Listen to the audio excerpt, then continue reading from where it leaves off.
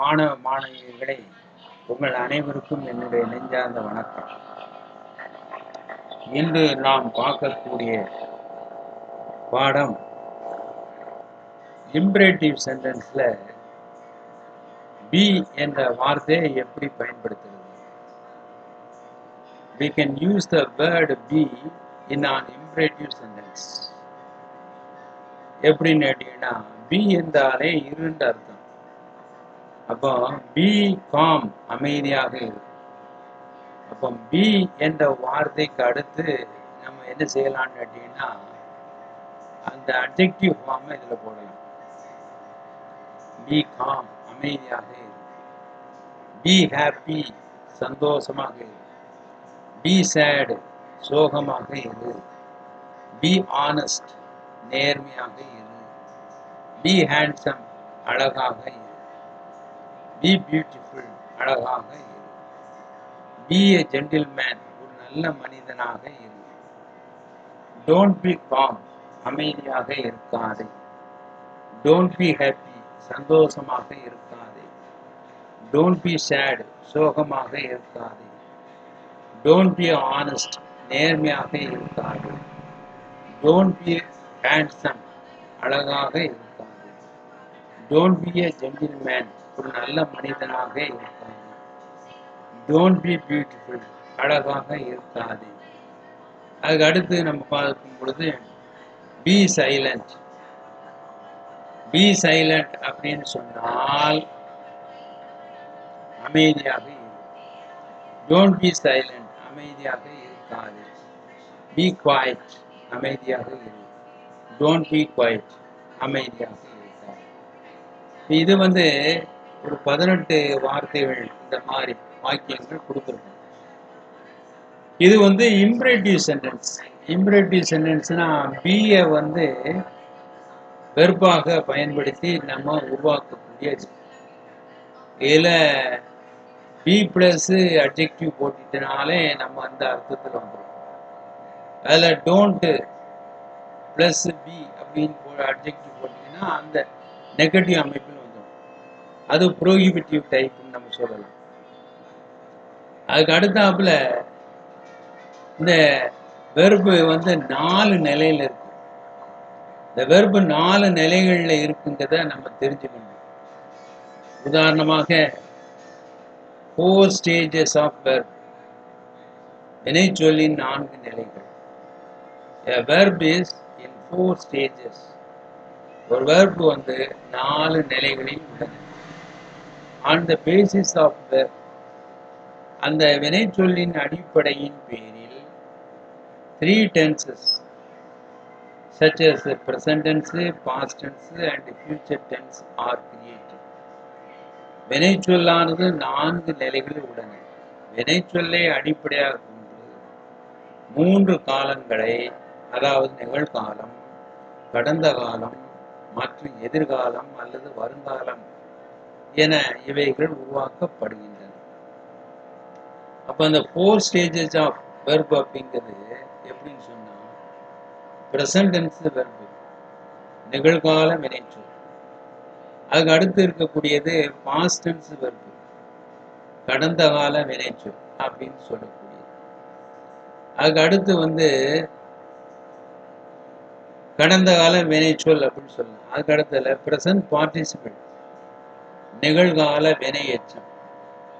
அதுக்கு அடுத்து என்ன சொல்லலாம்னா பாஸ்ட் பார்ட்டிசிபிள் கடந்த கால வினை எச்சம் அப்படின்னு சொல்லலாம். மொத்தம் இதுல எத்தனை இருக்கு அப்படின்னா 4 வகைகள் இருக்கின்றன.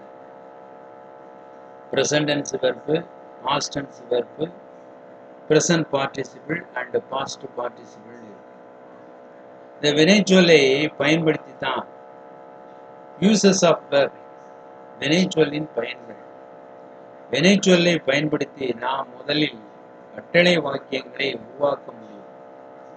அதன் பின்பு நாம் 12 காலங்களை உருவாக்க முடியும். ஆகவே வினைச்சொல்லின் அட்டவணையை தெளிவாக படிக்க வேண்டும். இந்த வினைச்சொல்லை நல்லா படிச்சுக்கணும். இந்த அட்டவணையில எப்படின்னு கேட்டீங்கன்னா, இப்போ ஒரு அட்டவணை கொடுத்துருக்கேன்.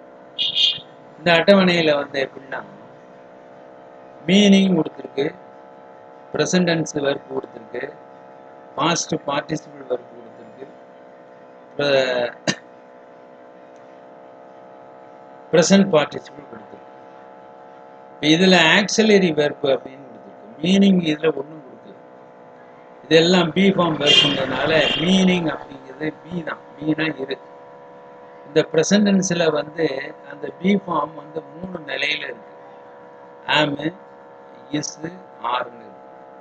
இதுக்கு ஆம்க்கு நேர பாஸ்ட் டென்ஸ் வந்து என்னன்னா வாஸ். பாஸ்ட் பார்ட்டிசிபிள் வந்து பீன். அதுக்கு அடுத்தாப்புல ப்ரெசன்ட் பார்ட்டிசிபிள் பி. இஸ்ஸுக்கு past tense verb was, past participle been. அதுக்கு அடுத்ததுல ப்ரெசன்ட் பார்ட்டிசிபிள் பி.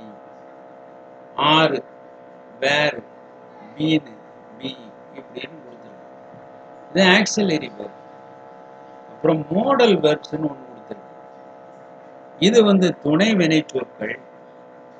இதை நம்ம படிப்போம்.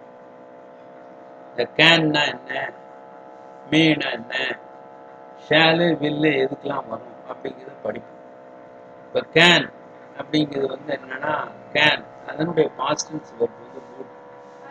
குட்.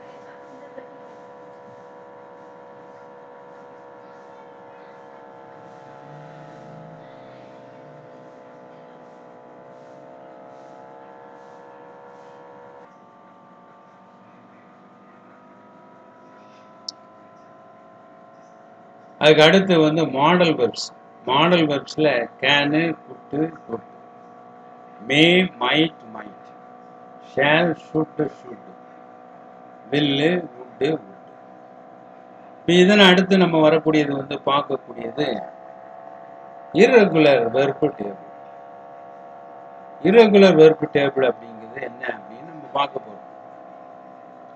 உதாரணமாக இதுல வந்து என்னதுன்னா ஒரு வார்த்தை வந்து இருக்கு அப்படின்னா 8வது ஒரு வார்த்தை நம்ம சொல்லியிருக்கோம். பெரு அப்படின்னு இருக்கு. ஹேவு, ஹேடு, ஹேடு, ஹேவிங். அதே மாதிரி தான் இந்த இதுவும்.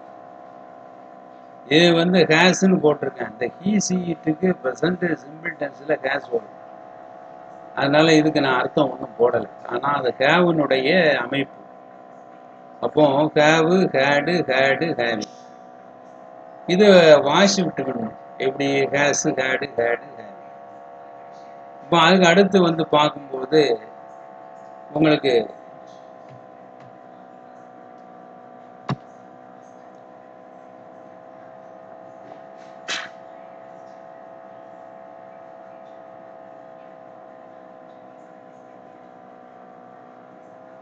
இப்போ இதில் உங்களுக்கு வரக்கூடிய அதுக்கு அடுத்து தோன்றுன்னு வருது. Arise, அரோசு, arisen, arise. எழுந்துருன்னு வருது. அப்போ அதில் வந்து அவைக்கு, அவோக்கு, அவோக்கன், அவைக்கு. இப்போ ஹேவுங்க வார்த்தையை வச்சுக்கிட்டு ஒரு இம்பரேட்டிவ் சென்டென்ஸ். இப்போ ப்ரெசன்ட் டென்ஸ் வெர்ப் மாத்திரம்தான் பயன்படுத்தும். ஹேவ் எ புக், ஒரு புத்தகத்தை பெறு. Have a cup of tea, ஒரு டீ சாப்பிடு அப்படின்னு தான் அர்த்தம். அரைஸ், தோன்று. இதை எப்படி சொல்றது அப்படின்னா எனக்கு முன்னால் தோன்று. Arise in front of me அல்லது அரைஸ் பிஃபோர் மீ அப்படின்னு சொல்லலாம். அதுக்கடுத்தல எழுந்துருன்னு இருக்கு. இதுக்கு வந்து என்ன சொல்லலாம் அப்படின்னு சொன்னா காலையில் எழுந்துரு, அவைக்கு இந்த மார்னிங். காலையில் 6 மணிக்கு எழுந்துரு, அவைக்கு இந்த மார்னிங் அட் 6 o'clock.